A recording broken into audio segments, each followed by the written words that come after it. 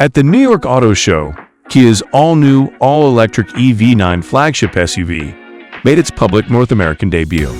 The new EV9 will be Kia's flagship model, and we're finally getting a closer look at what customers in the United States can expect when it goes on sale later this year.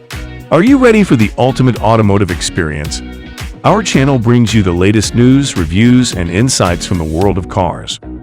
If you love cars and want to stay up to date on the latest happenings, hit that subscribe button and join us on the road. Since Kia debuted its concept version in 2021, we've covered the EV9 in almost every way possible. Since then, it has taken small but steady steps toward full-scale production.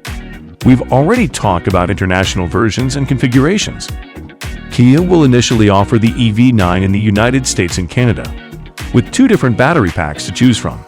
The standard or base version has a 76.1 kilowatt-hours pack mated to a single 215 horsepower rear axle motor.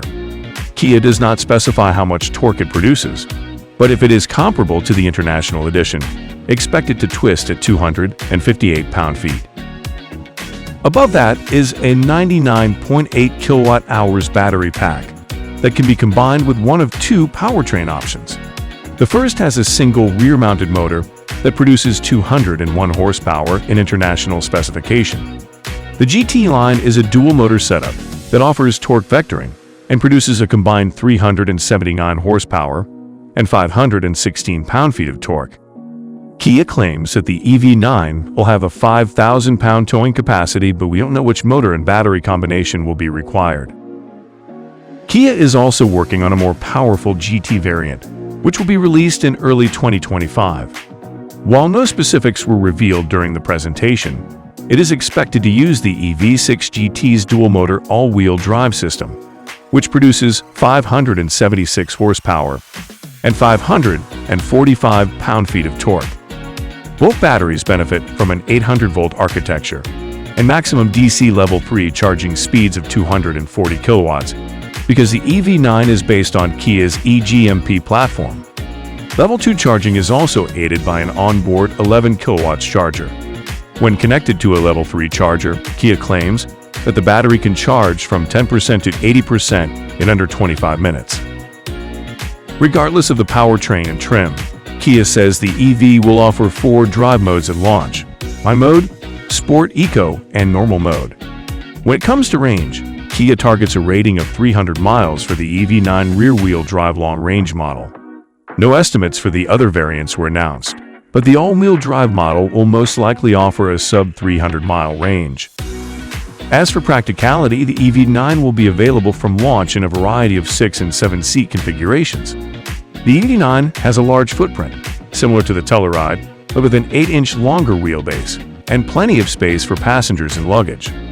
With all 3 rows raised, the EV9 can accommodate 20.2 cubic feet of cargo space, which increases to 81.9 cubic feet when both rows of rear seats are folded. The Kia EV9, like the other all-electric models in the lineup, supports vehicle-to-load charging. In the cargo area, there is a V2L outlet for powering tailgating parties, as the EV9 is intended to be a mobile power source, thanks to an integrated charging control unit. Customers can use this feature to power external devices when the vehicle is parked. The new EV9 will go on sale in the United States in the fourth quarter of this year, with local assembly beginning in West Point, Georgia in 2024.